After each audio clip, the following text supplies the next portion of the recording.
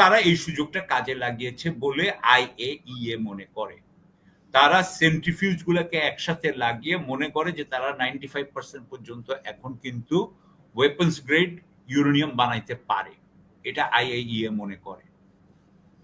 যদিও তারা করছে কিনা সে ব্যাপারে কিন্তু কোনো প্রমাণ নাই। আমেরিকাও বলেছে যে তারা কিন্তু এয়ার ডিফেন্স সিস্টেম ধ্বংস করে দিয়েছে ইরানের, এবং আমরা কয়েকদিনের মধ্যে আমি নিজেও এটা বলেছি সামাজিক মাধ্যমে, স্যারেরই প্রোগ্রামে, যে ইসরায়েলের নাকি বিমান দেখা যাবে তেহরানে।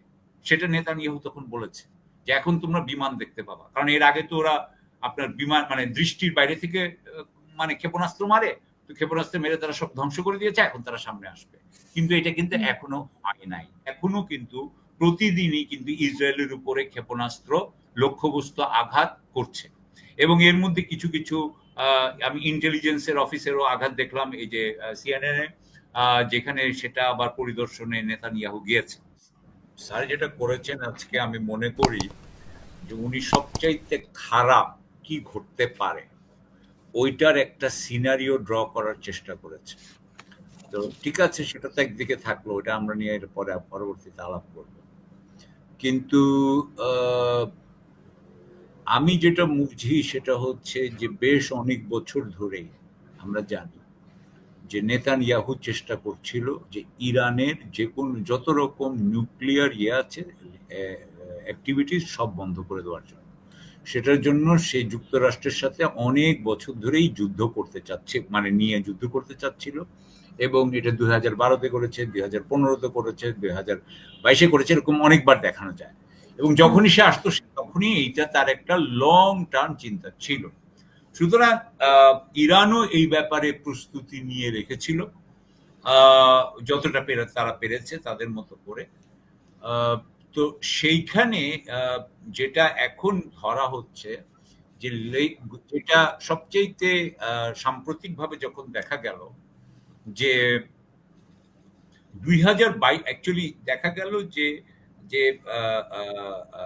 যেই মুহূর্তে আপনি জানেন যে আমি একটু বলতে চাই এখানে যে ইরান কিন্তু ওবামার সাথে একটা কিন্তু এগ্রিমেন্ট করেছিলেন, এটার নাম হচ্ছে JCPOA, 2012 সালে, যেটার অধীনে কিন্তু তারা বোধহয় 60%-এর বেশি এনরিচ করতেন না। তারা এটার মধ্যে এনরিচমেন্ট কিন্তু 95% হতে হয় যদি আপনি ওয়েপন্স গ্রেডে নিতে হয়। আইসোটোপ বলে, মানে এটাকে এনরিচ বলে, এটাকে করতে হয়, পিউরিফাই করতে হয় ধরে নেন।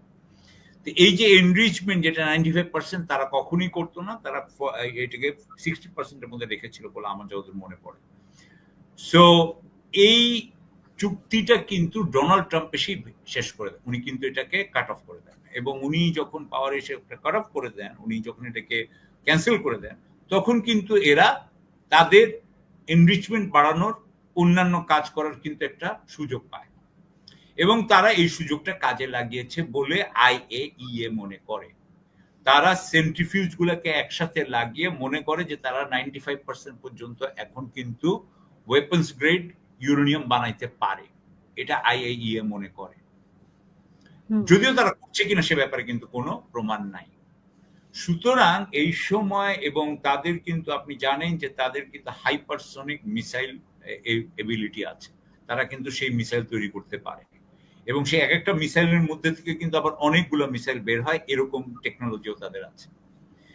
আপনি জানেন যে ইউক্রেনের সময় তাদের শাহেদ যে মিসাইল সিস্টেম এবং ড্রোন সিস্টেম সেগুলো কিন্তু রাশিয়াও ব্যবহার করেছে। সুতরাং তাদেরকে ইসরায়েল মনে করছিল যে তারা যেই অবস্থায় চলে যাচ্ছে এরপরে আর কখনোই তারা ইরানের সাথে যুদ্ধ করে জেতার চিন্তাও করতে পারবে না, এবং তারা এই অবস্থায় যেটা আমরা এখন দেখতে পাচ্ছি, ডোনাল্ড ট্রাম্প কিন্তু সেই সময় আমেরিকার সাথে ইরানের একটা নেগোসিয়েশন করে মানে ব্যস্ত করে দিচ্ছেন। এখানে উনি জানতেন বলে মনে হয় যে ইসরায়েল আক্রমণ করবে, কিন্তু এই আক্রমণ থেকে ওর মনোযোগ সরানোর জন্য উনি তখন একটা ভান করেছেন যে তখন শান্তি, মানে ওনারা একটা নিউক্লিয়ার ব্যাপারে একটা চুক্তি করবেন, নেগোসিয়েশন করছেন। তো যাই হোক, সেই নেগোসিয়েশনের তারিখ ছিল 15ই জুন, তার পরিবর্তে 13ই জুন আক্রমণ করা হয় আপনার ইরানকে।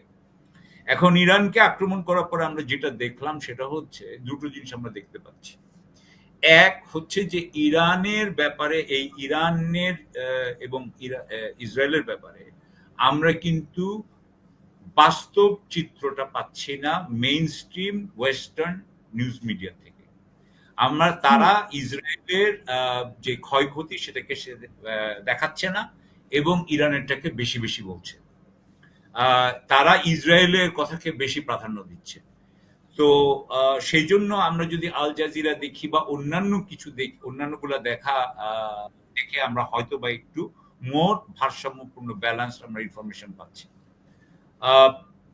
যেটা আমরা প্রথম কয়েকদিনে যেটা দেখলাম, যেটা প্রথমেই যেটা হয়েছে যে ইরানকে যখন তারা আক্রমণ করে, আমরা সবাই জানি তারা 14 জন টপ কমান্ডার এবং বিজ্ঞানীকে মেরে ফেলে। তার মানে মোসাদের একটা বিরাট অ্যাক্টিভিটিস তাদের ওখানে ছিল। কিন্তু এরপরে আমরা দেখতে পাচ্ছি যে তার মানে আমাদের একটা ভয় থাকে যে মোসাদের কতখানি ওটার ভিতরে ইয়ে আছে, আপনার তাদের ঢুকে আছে। আমরা কিন্তু এরপরে আর বেশি কিলিং দেখিনি, পরে বোধহয় আর একটা কিলিং হয়েছে। সুতরাং মনে হচ্ছে যে আপাতত মোসাদ আর ভিতরে ঢুকে, ওরা আবার 22 জনকে অ্যারেস্ট করেছে এই ব্যাপারে। তো এটা মনে হচ্ছে আপাতত যে এটা আপাতত যে মোসাদের যে 54 জনকে অ্যারেস্ট, মানে মোসাদের 54 জনকে অ্যারেস্ট করেছে, এটি কতটা? আমি দেখেছিলাম 22। আচ্ছা, আপনি বলছেন 54 জনকে যদি অ্যারেস্ট করে থাকে। 22 যেটা হয়েছে সেটা ইরানিরা কিছু কিছু মোসাদের এজেন্ট ছিল, ওইরকম 22 জন। আচ্ছা, সো এইটার পরে আপাতত দেখা যাচ্ছে যে ওখানে এখন অ্যাসাসিনেশনটা আমরা দেখতে পাচ্ছি না। এটা গেল এক। দ্বিতীয় কথা হচ্ছে যে সেই সময় বলা হলো যে 1/3 ওদের লঞ্চার, আপনার মিসাইল লঞ্চারকে ওরা নাকি ধ্বংস করে দিয়েছে। কিন্তু আমরা এখনো যেটা দেখতে পাচ্ছি, আমরা কিন্তু সেটা জানি না কতটুকু সত্য বা মিথ্যা। তখন বলা হলো যে ওরা কিন্তু, এটা আমেরিকাও বলেছে যে তারা কিন্তু এয়ার ডিফেন্স সিস্টেম ধ্বংস করে দিয়েছে ইরানের।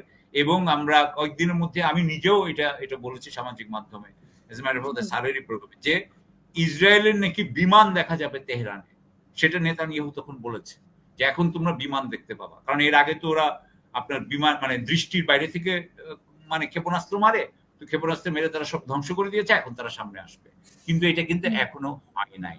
অর্থাৎ আমি যেটা বলতে চাচ্ছি যে ইরানের, তেহরানের এয়ার ডিফেন্স এখনো মোটামুটি ভাবে কাজ করছে বলে মনে হয়। না হলে প্লেনগুলোকে দেখা যেত আকাশের উপরে আপনার তেহরানের।